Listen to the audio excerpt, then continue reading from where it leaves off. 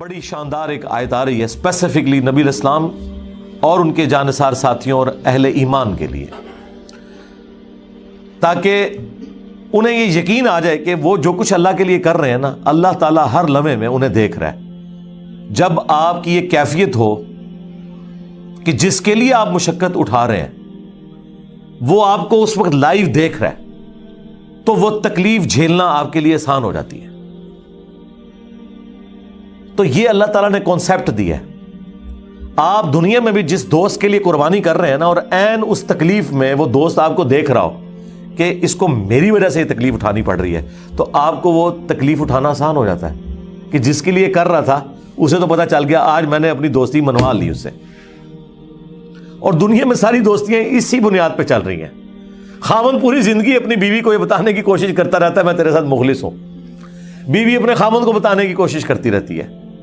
اور کبھی زندگی میں کبھی کبھار اس طرح کے لمحات بھی آتے ہیں کہ وہ این ایونٹ یہ ڈیسائیڈ کر دیتا ہے کہ آج جو ہے نا میرے خاوند نے میرے لیے سٹینڈ لیا ہے، یا آج میری بیوی نے میرے لیے سٹینڈ لیا ہے۔ وہ ایک لمحہ آپ کی پوری زندگی کے اوپر بھاری ہوتا ہے، کیونکہ آپ منوانے میں کامیاب ہو جاتے ہیں اور وہ تکلیف گزارنا بھی آپ پہ آسان ہو جاتا ہے اگر آپ تکلیف میں بھی ہو۔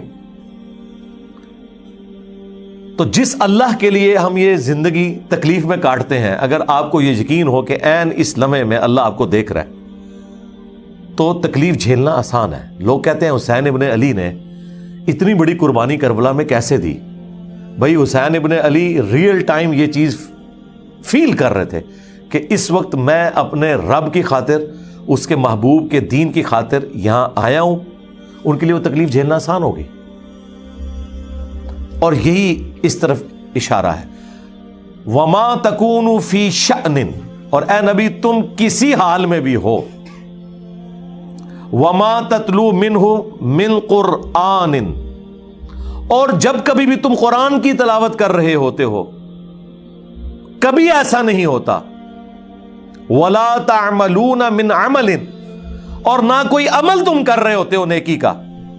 یہ تین چیزیں گنوائیں کہ کوئی بھی کام کر رہے ہو، قرآن کی تلاوت کر رہے ہو، یا کوئی بھی عمل کر رہے ہو، الا مگر یہ کہ اس حال میں ہوتا ہے کننا علیکم شہودا، ہم اس وقت دیکھ رہے ہوتے ہیں تمہیں کہ نبی تم اس وقت، بلکہ اللہ نے تو قرآن میں یہاں تک کہا کہ اے نبی جب آپ غزوہ بدر اور احد میں صحابہ کی صفیں سیدھی کروا رہے تھے قتال کے لیے تو ہم آپ کو دیکھ رہے تھے اس وقت۔ ہاں، حضرت نوح علیہ السلام کے بارے میں قرآن میں آیا کہ اے نوح ہماری آنکھوں کے سامنے اور ہماری انسٹرکشنز کے مطابق وہ کشتی بنا۔ وہ اتنی بڑی کشتی بنانا ان کے لیے آسان ہو گئی، کیونکہ ہر لمحے پہ جب اللہ آپ کو بتا رہا ہو کہ اہلا پھٹا ایتھے لانا ہے، ایتھے کیل ٹھوکنا ہے، آپ ذرا اس کی لذت کو فیل کریں۔ اور قرآن میں آیا کہ ہماری آنکھوں کے سامنے اور ہماری وحی کے ذریعے وہ کشتی تیار کر۔ تو اسی لیے تو پھر وہ اتنے عرصے میں کشتی تیار ہوئی تھی، اتنا عرصہ وہ مزہ انجوائے کیا حضرت نوح علیہ السلام نے۔ جس طرح کہ موسیٰ علیہ السلام سے جب اللہ نے گفتگو کی، سوال تو صرف اتنا پوچھا تھا کہ تیرے ہاتھ میں کیا ہے، اس کا جواب تو یہ تھا عصا ہے، لیکن انہوں نے اس پہ اکتفا نہیں کیا، کہا یہ میرے ہاتھ میں عصا ہے، اس کے ذریعے میں اپنی بھیڑ بکریوں کے لیے پتے بھی جھاڑتا ہوں۔ کس کو بتا رہے تھے؟ اللہ کو۔ اللہ کو تو پتہ ہے، یہ بات کرنے کی لذت لینا ہوتا ہے۔ تو اللہ تعالیٰ فرما رہا ہے کہ جب کبھی بھی تم کسی حالت میں ہوتے ہو، قرآن کی تلاوت کر رہے ہو یا کوئی بھی نیکی کا عمل، اس حال میں کہ اللہ اس وقت تمہیں دیکھ رہا ہوتا ہے، اذ تفیضون فیہ، جب تم اس کام میں مشغول ہوتے ہو۔ اس کانٹیکسٹ میں وہ بخاری مسلم حدیث ہے کہ اللہ تعالیٰ سب سے زیادہ متوجہ ہو کر وقت کے پیغمبر کو سنتا ہے جب وہ قرآن کی تلاوت کر رہا ہوتا ہے۔ تو نبی علیہ السلام اس لیے بڑے شوق سے قرآن کرتے تھے، اس کی تلاوت کیا کرتے تھے، اس لیے تو اتنا لمبا قیام بھی ہوتا تھا، نمازوں کا بھی اور نوافل کا بھی۔ تو جب تم ان کاموں میں مشغول ہوتے ہو اللہ تمہیں دیکھ رہا ہوتا ہے۔ وما يعزب عن ربك من مثقال ذرة في الارض ولا في السماء، اور اے نبی تمہارے رب کی نگاہوں سے کوئی ذرے کے برابر بھی چیز نہ تو زمین میں اور نہ آسمان میں، ولا اصغر من ذلك ولا اکبر، اور نہ ذرے سے کوئی چیز کم نہ زیادہ، الا فی کتاب مبین، وہ اللہ تعالیٰ کے علم میں ہے اس حال میں کہ اللہ نے اسے پہلے ہی لوح محفوظ کے اوپر لکھ رکھا ہے. یعنی زمین و آسمان میں کوئی ذرے کے برابر چیز ہے یا اس سے کم یا اس سے زیادہ، وہ اللہ تعالیٰ کے علم میں ہے، اور ایسے علم میں ہے کہ وہ پہلی لوح محفوظ میں لکھی ہے.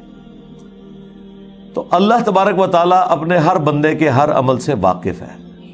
اس کی وجہ سے ایک تو گناہوں سے بچنا بھی آسان ہو جاتا ہے، دوسرا نیکیوں پہ استقامت بھی مل جاتی ہے. انسان کو صبر کرنا آسان ہو جاتا ہے.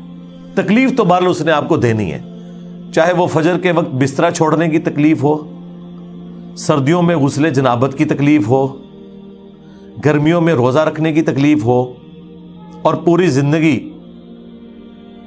رزق کی تلاش میں مشقت اٹھانے کی تکلیف ہو. یہ سب سے بڑی تکلیف ہے جو پیٹ لگا ہوا ہے ساتھ. آپ ایک لمحے کے لیے امیجن کریں اگر یہ پیٹ ساتھ نہ ہو تو ہمارے 99% مسئلے حل ہو جائیں. ساری چیزیں اسی کے گرد گھومتی ہیں نا. میاں بیوی کی لڑائیاں بھی اکانومی کی وجہ سے ہو رہی ہوتی ہیں. ہاں، جو بچے بد اخلاق ہوتے ہیں لیکن ماں باپ کو خوب پیسہ دیتے ہیں، ان کے لیے دعائیں نکلتی ہیں ماں باپ کے دل سے. اور جو دیتے کچھ نہیں، صرف خوش اخلاق ہوتے ہیں، ان کو وہ منہ پہ بھی ذلیل کرتے ہیں، پیچھے سے بھی ذلیل کرتے ہیں. ایک نیچرل چیز ہے. یہ سب کچھ پیسے کے گرد گھوم رہا ہے. اگر آپ دولت سے، مال سے ان سارے معاملات کو آزاد کر دینا تو آپ کے سارے مسئلے حل ہو جائیں گے. تو یہ سب سے بڑی پرماننٹ تکلیف ہے جو اللہ نے انسان کے ساتھ اٹیچ کی ہے. صرف انسانوں کے ساتھ نہیں، جانوروں کے ساتھ بھی اٹیچ ہے. صبح نکلتے ہیں جانور اللہ پہ توکل کرتے ہوئے، ان کو نہیں پتا ہوتا کہ ہمارا رزق کہاں لکھا ہوا ہے، زندہ بھی واپس آنا ہے نہیں آنا. اللہ تعالیٰ رزق پورا کرتا ہے ان کا. تکلیف وہ بھی اٹھاتے ہیں. پوری زندگی جو پرماننٹ تکلیف انسان اٹھا رہا ہے نا، وہ یہ پیٹ کی تکلیف ہے جو سب سے بڑی تکلیف اٹیچ ہے، مشقت اٹیچ ہے. لیکن ظاہر ہے کہ یہ ایک سینسٹیو چیز ہے، اسی لیے پھر رزق حلال کے اوپر اتنی ایمفسائز کیا گیا اور رزق حرام کی اتنی مذمت کی گئی کہ انسان حیران رہ جاتا ہے کہ نیکیوں پہ اتنا نہیں ابھارا گیا جتنا ان چیزوں کے اوپر زور دیا گیا، حقوق اللہ کے بعد حقوق العباد والے معاملات کے اندر.